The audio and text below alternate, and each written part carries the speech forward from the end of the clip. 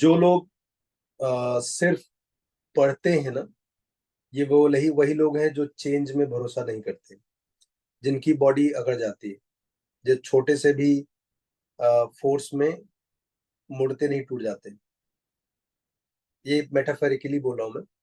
अ, paper लिखने से जैसे हर कोई आस पड़ोस में परेशान दिखता है, सुनाई देता है कि पेपर में मार्क्स नहीं आ रहे हैं, या बहुत टफ पेपर आ रहा है, या बहुत डिफिकल्ट एग्जाम्स है। कल पिछली बार इतने मार्क्स पे ही इतना परसेंटाइल आ गया, तो उसने तो 12 दिन रात एक कर रखा था, फिर भी उसका इतना खराब हुआ। ये जो सारे हवा में उड़ते रहते हैं आवाजें, मतलब ये वो आवाजें हैं जो एक बार क्रिएट कर गई खत्म नहीं होती, क्योंकि स्टोरीज हैं ये। हर साल 13 लाख के लगभग लगभग बच्चे बैठते हैं। कामयाबी कुछ 20,000 लोगों को, 25,000 लोगों को मिलती है। तो बाकी लोगों के सुर बहुत ज्यादा होंगे ऑब्वियसली, है ना। अगर आप ऑन एन एवरेज 11-12 लाख भी लोगों को देखो, तो ये वो लोग हैं जिनकी कहानियां हवा में तैरती होती हैं, और आस पड़ोस में इनकी संख्या बहुत ज्यादा होती है। इनके मुंह से निकलने वाला लाइन की बहुत डिफिकल्ट एग्जाम्स है, मैंने दिन रात इकट्ठा किया था। इसमें कितनी सच्चाई है, ये सिर्फ वही जानते हैं। हर आदमी अपनी कहानी का हीरो होता है। तो वो खाली यही बताएंगे कि मैंने दिन रात मेहनत की और मेरा इतना खराब आया। और ये काफी बड़ा एनेक्डोट बन जाता है कहानी में बाकी लोगों के लिए। बाकी लोगों को इससे ये पता चलता है कि शायद कितना भी मेहनत कर लो, रिजल्ट ऐसे ही होने वाला है। एंड उसके बाद वो फिर जब पहली बार पेपर लिखने जाते हैं, तो उन्हें इसे साबित करने का मौका भी मिल जाता है, क्योंकि पहली बार में तुम्हें अचानक से मार्क्स नहीं आएगा। Marks is not the outcome of what you know in the subject. It is also the outcome कि आप उस क्वेश्चन को 3 मिनट में सॉल्व करने के हैबिचुअल हो या नहीं। मैं बाइक चलाना जानता हूँ।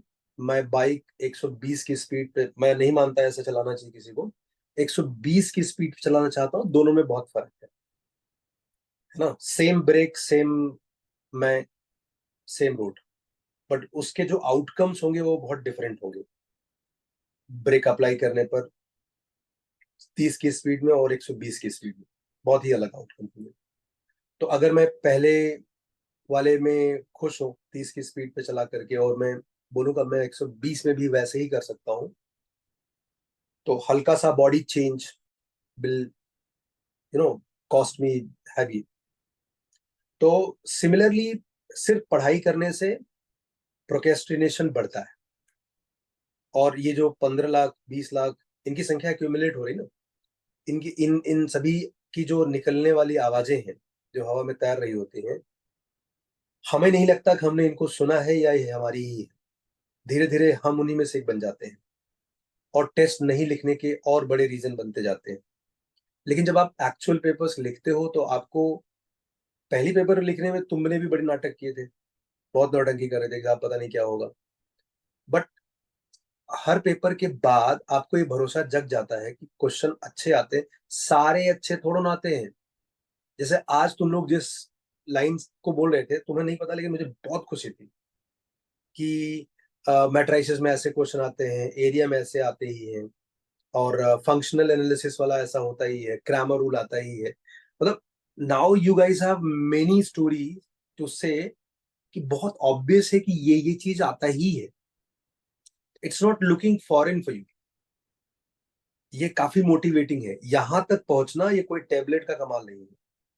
इसके लिए आपने बहुत जद्दोजहद, काफी लंबे टाइम से हम लोग यहाँ तक काम कर रहे हैं। जो अच्छा रिजल्ट होता है ना मेन से एडवांस का, that is the by product of this moment.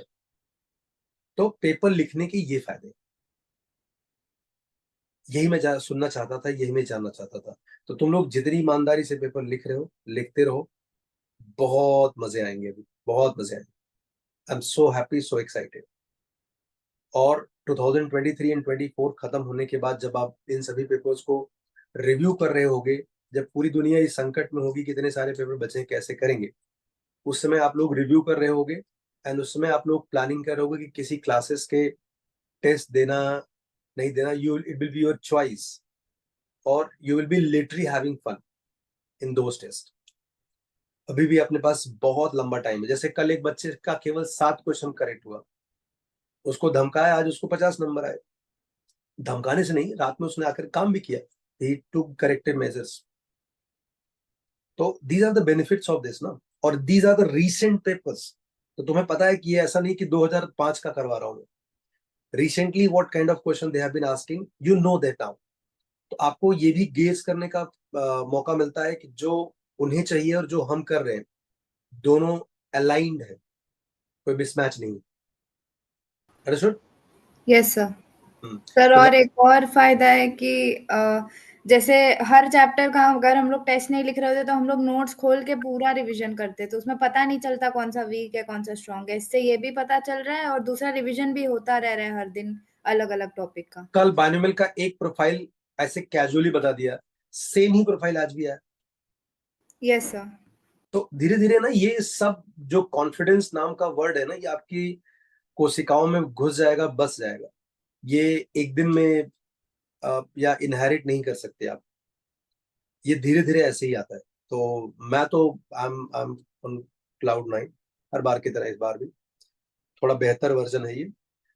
तो लगे रहो। मुझे बहुत खुशी है अन्ना, I am so happy for you. You are rock star. मतलब तुम कल मुझे पत्थर मार सकते थे, मास्टर मेरे को धमकाया, लेकिन तुमने कल रात में अच्छे से करेक्शन करना चुनना चुना, और आज देखो तुम्हारे मार्क्स में, रिजल्ट में अच्छा दिखा। तो that's sir why you are मैं अ एक बिग। बात सही बोलूं, सर आप ऐसे 4-5 दिन में रेगुलरली थोड़ा ऐसे डांट सकते हैं। सच्ची कह रहा हूँ मैं, वो एवरेज से ज्यादा पढ़ाई। तुम मुझे क्रूर बनाना चाहते हो अन्ना? नहीं नहीं, आई लव यू मैन। तुम बहुत अच्छे बच्चे हो। It shows a very good character. So sweet of you. मतलब एक आदमी चेंज के लिए रेडी हो, मतलब बहुत बड़ी बात है। तो I am so lucky to have you. And जो अच्छे रिजल्ट आते हैं उसमें मेरा कोई योगदान नहीं होता। तुम जैसे अच्छे बच्चे होते हैं जो मौका देते हैं कि मैं करेक्शंस के लिए या अपडेट्स के लिए रेडी हूँ, और this is the outcome of that only. चलो मुझे भागना पड़ेगा। तो आज के इस 2023 के पेपर से आप लोगों को क्या सबक मिला? क्या डर अच्छा? खत्म हो गया है सर। मतलब ऐसा लग रहा था कि कुछ बहुत भयानक सा होगा, मगर 2023 के मतलब डुएबल सवाल आ रहे हैं। कुछ कुछ होते हैं जो ऊपर नीचे होते हैं, मगर ऐसे भी होते हैं जो करने लायक होते हैं। हम्म। मतलब पेपर अगर नहीं देते अभी, तो क्या नहीं पता चलता? जैसे सर मैं क्वेश्चन को, let me frame the question once again. जैसे अगर एक बच्चा सिर्फ पढ़ाई कर रहा है और पेपर नहीं लिख रहा है, और आपने पेपर 2023 का मेंस का लिखा, आप में और उस बच्चे में क्या फर्क होता सर बहुत ज्यादा फर्क होता है, क्योंकि उस बच्चे को पता नहीं है कि वो खड़ा कहाँ है। वो पता होना बहुत जरूरी है। हर हर दिन नहीं तो हर हफ्ते कम से कम एक बार पता होना चाहिए कि मैं पूरी रेस में खड़ा कहाँ हूँ। जब बिना टेस्ट के चलते हैं तो वो पता नहीं होता है फिर। या तो आखिर में पता चलेगा कि आप ठीक हो, या तो मेजोरिटी टाइम्स आखिर में पता चलता है कि मैं तो कुछ अलग ही कर रहा था, एंड टेस्ट में देखते हैं कि बहुत कम आ रहे हैं। तो जब एक बार ऐसे दे दिया तो मुझे भी पता चल गया कि मैं कहाँ स्टैंड कर रहा हूँ, मुझे कितना इम्प्रूव करना है, कहाँ इम्प्रूव करना है। तो वो बहुत इंपॉर्टेंट है।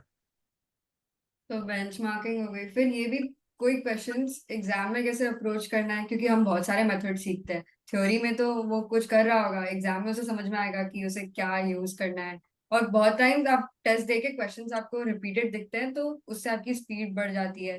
जैसे वो मेट्राइसिस का वो याद कर लिया कॉस वाला, तो अब कहाँ सॉल्व करिए उसमें, तब उसका एक बन गया ना। अगर कोई नहीं देगा टेस्ट तो वो वापस स्क्रैच से उस पर अटकेगा। है? और कोई 19 और पॉइंट? 20 दे के बहुत बहुत फायदा हुआ, क्योंकि अब दिख जाते हैं। मतलब क्वेश्चन देख के ही पता चल जाता है कि अच्छा ये तो वो स्टैंडर्ड वैरायटी है। थोड़ा ऊपर नीचे वैल्यूज होंगी मगर करना यही होगा। जैसे डिफरेंशियल का एक आ जाता है, ग्राफ का एरिया अंडर कर्व का एक आ जाता है, वो पता है कि वो आने वाले हैं जो भी हो जाए। हम्म। टेस्ट का एक टेम्परामेंट होता है, वो उसे अगर जब तक अंडरस्टैंड ना कर लो तब तक फाइनल एग्जाम देना वर्थलेस है। जब तक टेम्परामेंट सेट ना हो जाए तब तक।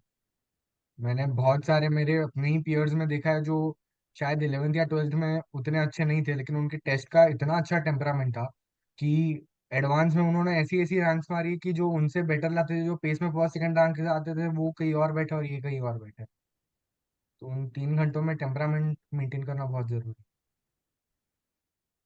मुझे एक बच्चे के बारे में याद आ रहा है जो लास्ट ईयर बहुत अच्छा था पढ़ने में, बहुत ही अच्छा था, मैं उसको पर्सनली जानता हूँ, बस खाली उसने टेस्ट नहीं लिखा। मोटा भाई तुम भी जानते हो क्या उस बच्चे को? हाँ सर, थोड़ा बहुत जानता हूँ। मैं भी जानता हूँ। अच्छा। हाँ, तो जो दे रहा है सर, उससे उससे तो एक्सपोजर मिल रहा है ना क्वेश्चंस का।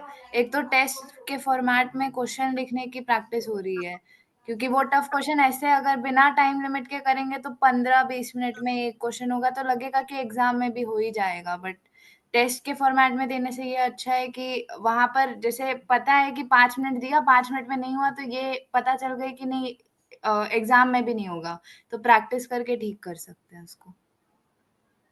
सीबीआई दीदी? और सर टेस्ट के थ्रू रिवीजन भी अच्छा होता है, मतलब ऐसे रिवीजन करने का मन नहीं करता, पर टेस्ट के जो क्वेश्चन नहीं बनते उससे रिवीजन करो तो पता नहीं चलता है कि रिवाइज कब होगा। थैंक यू दीदी।